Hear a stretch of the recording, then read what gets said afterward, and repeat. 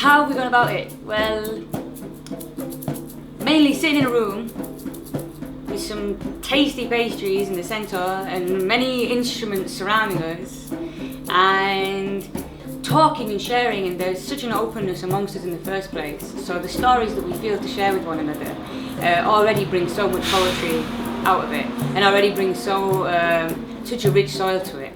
Now when you're working with such creative collaborators, not an image or a word goes wasted. You know, when you've got such keen listeners and such people who are so alive with life, nothing gets missed. So it begins with conversation, and from conversation you find music. From conversation you find poetry. From sharing of yourselves, you find kind of whole worlds that we could delve into. The Roots to Inspire project is a collaboration between the University and Kirklees Council, and the idea is to connect musical artists with communities in whatever way that might happen. The idea is kind of twofold. It's to create new music through collaboration with people who may not necessarily collaborate with each other. And I think that Huddersfield is full of amazing music makers and amazing musical communities that sometimes don't know about each other and sometimes don't talk to each other. So this project hopefully will enable some of those conversations to happen. For me, it is about making that bridging of cultures happen.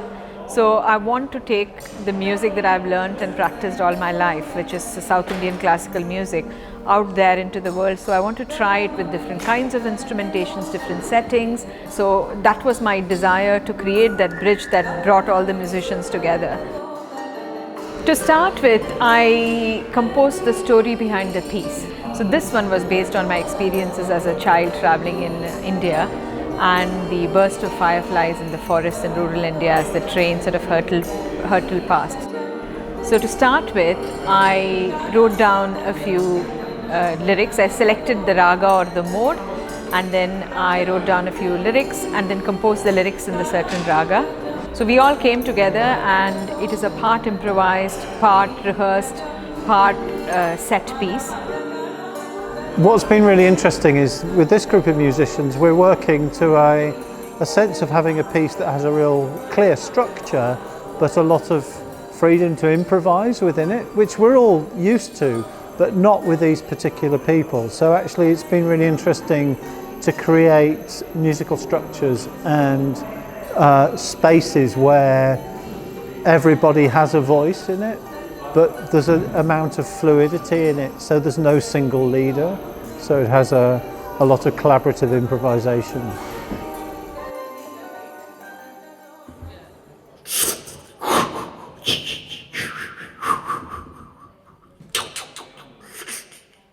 My name is Testament, and I am a hip-hop artist, and I've been very blessed to work with a number of groups over this project, but today I'm working with the young people at Honley High School.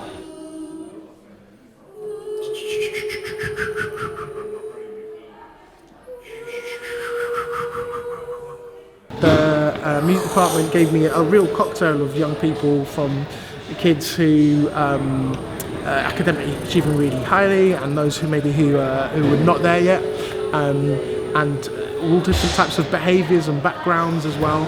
So that was a challenge, but everyone really, because it's so playful, was in the mix from quite early on. Testament, Andy's been in 3 days and created some amazing stuff for them. Fabulously high quality. It's inspired us all, including me as well, to create really imaginative and awe-inspiring work. It's one of the best things I've seen a group of children create is that in 25 years of teaching. So I'm absolutely delighted. Some people, it was definitely outside of their comfort zone, but with a bit of encouragement, and because I want to try my best, especially with young people, to try a really intuitive way in, a sort of playful way in. They got into it. There were a few moments when people sort of, were a bit overwhelmed by, especially the getting on stage and performing, or even in front of peers. But again, we were able to really build the confidence step by step, and today they just smashed it.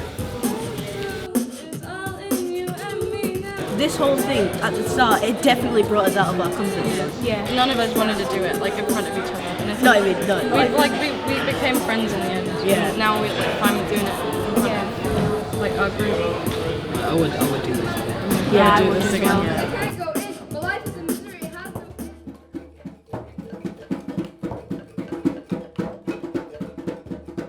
So I worked with Emily Druce, who's a music therapist and musician, and Holly Marland, who's a composer and musician, and we started sessions that we could invite women from around the world, regardless of kind of like their status of being here, whether they're in refuge or whatever, women who have like landed in Huddersfield from around the world to come together, share musical backgrounds, share stories, and share of ourselves through sound and words. And so it'd start with the conversation with a cup of tea, and then each would grab an instrument, whatever struck their fancy. It didn't matter if she'd ever touched that kind of instrument before or not. We'd play it together, and then we'd just kind of guide one another, and it was playful as much as it was structured, but the only structure I think was the sense of curiosity and opening up and sharing space with one another, and the structure was more the drive that was to see where we could go as a group. One woman who said, I feel really good because I'm in a circle with trained musicians, but I feel like I'm part of it. Not like I'm being taught something or I'm being shown something, but I feel like I'm part of a circle, and how good it feels to be making music with people whose music I respect, you know. The response has been really positive, and I think it's ultimately been one of people surprising themselves at what they can do when they let go and create space and they feel safe.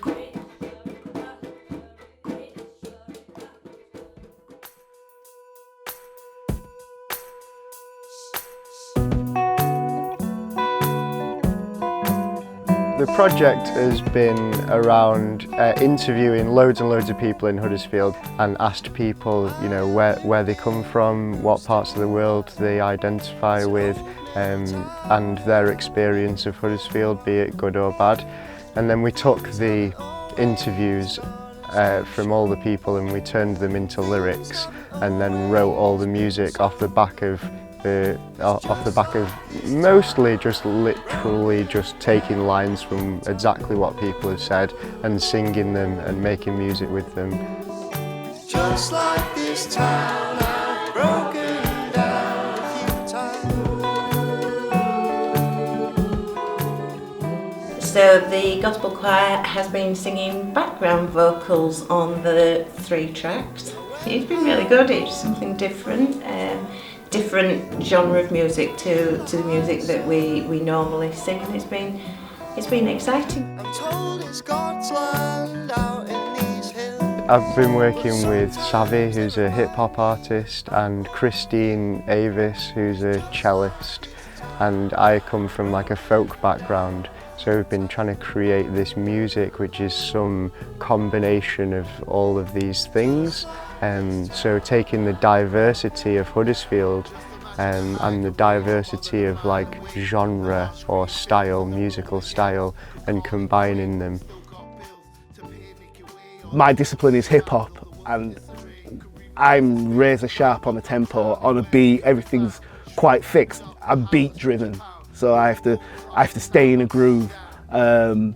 Whereas Sam is a lot looser and it's more organic and kind of bridging the gap between our styles and learning a few tricks from him. Even like he makes music in different tempos, and that influence I've definitely, even though we've got a certain style to these tracks, I can definitely hear the influence of the fact he plays in other time signatures and stuff like that, and his approach.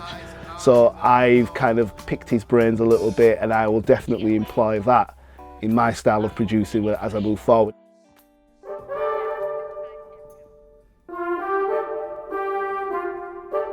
I have never worked with a brass band before, and it was an education. And yeah, we collaborated on a hip hop song, and I really wanted a really traditional brass sound to come up against and clash with hip-hop beats. So we had Scratch DJ, myself rapping, Saju, rapper from Leeds, rapping, and Ruby Wood, Huddersfield native who sings with Submotion. So it's a real mashup of different musical traditions. Ruby sort of jazz, myself and Saju more poetry and hip-hop, definitely hip-hop, and then Lee Baker and the brass band. Working with Lee and his knowledge as an arranger, that's one thing, and a whole skill set which I haven't really encountered before.